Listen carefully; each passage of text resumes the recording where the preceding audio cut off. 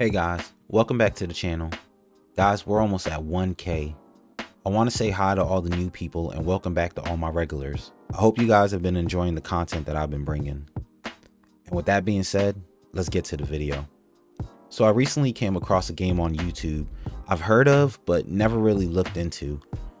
And that game is Mount & Blade 2 Bannerlord. I've actually never played the first one and didn't know what I was getting into. And since I go into every game blind, as far as story goes, this was an experience I wasn't ready for. Right after I got done doing the tutorial, the game just lets you loose and do whatever. Now, there is a story that you can follow, but the game doesn't really tell you where to go unless you actually read the text or go into like different menus and then search for the people. After I got some hours in, I started playing with some mods like the weather mod and the persistent empires mod, which I have a video coming out about too, so check that out when it drops. Let's talk about the story. So when you start the game, you make your character and pick the choices that's going to help shape the starting skills that you get, and that's going to help you become ruler. You find out that your parents died during a raid and that one of your family members has been kidnapped. You and your brothers set off to find the bandits and get your family member back. Now, the one thing I really liked about the game was that you didn't have to follow the story at all, and literally can go and start your journey to be king. I also really liked how the game doesn't tell you anything. Man, I was so confused on what to do, and this was way before I watched a couple guides on what to do. Let's talk about the world. The world is a good size, with different paths that take you basically to wherever you gotta get to. And with large groups of enemies trying to kill you when you go into or close to enemy territory, it means that you just can't click everywhere, and you have to plan out some of your trips sometimes. The world has many castles and cities, and towns to siege, raid, and take over as your own. There's also bandit hideouts that you do at night. That was pretty cool the first couple of times, but man, that gets really old fast. The map was always busy. You're going to see many people walking around like caravans, other armies that you can join if you're in the nation, and of course, enemies. If you're caught in the wrong place and don't have enough troops, yeah, it can get ugly really fast. Let's talk about the gameplay. So pretty much the premise of the game is to be ruler. But the game doesn't tell you how unless you do it in your own way. And your skills play a big role in this. There's so many skills to unlock on that list, and each skill has a bunch of perks you unlock the more that you level that skill up. Each skill levels up the more that you do them. So if you're swinging a sword, your one armed will go up, and etc. I highly recommend that you start leveling Steward, Medicine, Leadership, Charm, and Horse. Trust me, all of those came in handy for me. The game also has quests that you can do to build up your reputation and earn money. There's also tournaments that you can join to win some fancy gear and earn rep and money also. The game really picks up when you start sieging castles with other armies, and then you have to storm the castle. And man, that was one of the funnest things that I've done in a game in a while. Let's talk about the combat. Okay, so this is where the game shines at. Large 200 versus 200 battles. These battles are crazy. And when going against large groups and you happen to win due to you using some good tactics, makes for some of the best times I've had in the game in a while. When battles start, you have a quick moment to plan your troops, and there's many other options of how to engage the enemy. My favorite weapon was the polearm, and it made combat 10 times better, especially when you catch somebody in the face with it. Because combat never got old to me, even though you see the same levels over and over. Battles took long, and if you don't feel like sieging with the homies, you can go and try your hand at being Spartacus and go into the arena to win some money and new fancy gear. The arena changes, so one moment you can be using mounts and spears in a team battle, and the next you could be chopping that same teammate down with a sword and your shield. The one thing I did like a lot is that the arena doesn't penalize you when you die, and is a good place to level skills and weapons that you don't really use often. Crazy thing is, I'm just scratching the surface of things that you can do. There's so much more, from making peace treaties to managing your castles and the amount of money that they bring in Same thing with your workshops and caravans that you'll own in the game to make passive income. And being king isn't easy or cheap. You're going to need a lot of money to take care of all your troops. Now, I know I've had a lot of good things to say about the game, but this brings me to everybody's favorite part. Let's talk about the cons. So my first con is the repetitive mission structure. My goodness, are missions repetitive. You're going to be doing the same hideout missions over and over and deliver cows or tools to somebody so many times that you just stock up on them so that you have them when you see those type of missions. And trust me, you're going to see those type of missions over and over. And they don't really start to pick up until like mid and late game when you start doing castle sieges and stuff. My second con is sometimes the controls can get kind of wonky, especially when playing on controller. And since the way to change stances is the same stick that you use to look around, it can make you dizzy with all that camera movement that you're going to be doing. Now, despite these few cons I've encountered, and even though the missions are very repetitive, this game has been my new addiction. And I can't even begin to tell you how the Persistent Empires mod that lets you join a faction and lets you do these large scales with other players has been really fun to me. Mount and Blade 2 has quickly risen to be one of my favorite games I'm playing right now. And even though it's lacking in mission structures, it makes up with the excellent combat and management system. From being a king to sieging villages, I give Mount and Blade 2 Bannerlord a 8 out of 10. This game has been consuming all my time. I really love seeing you go from 0 to hero. And you can really see the changes. Like, you'll have a small army and then now you have this big army. Well, I'm gonna leave you with some gameplay from one of my battles.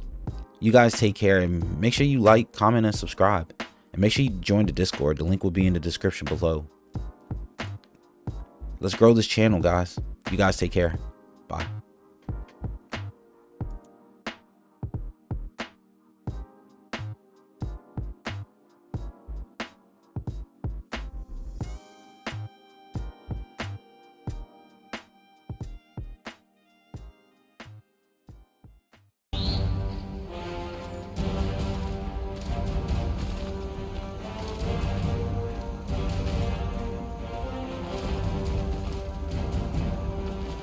Eagle-Eye!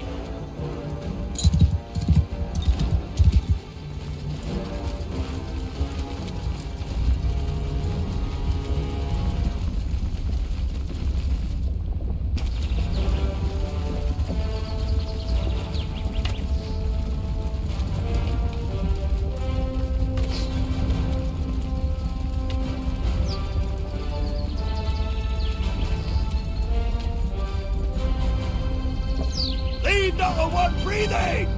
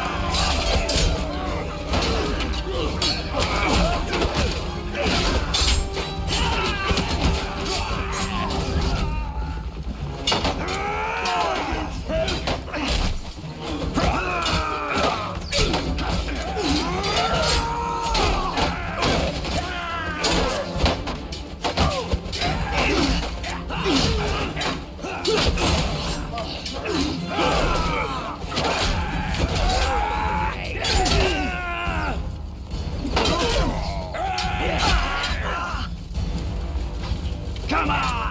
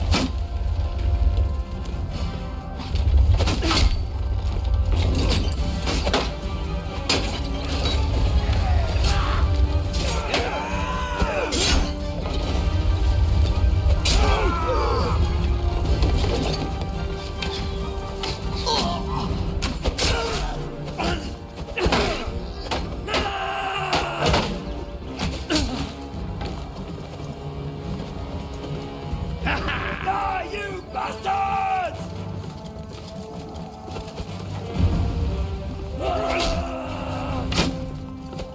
Die, you bastards!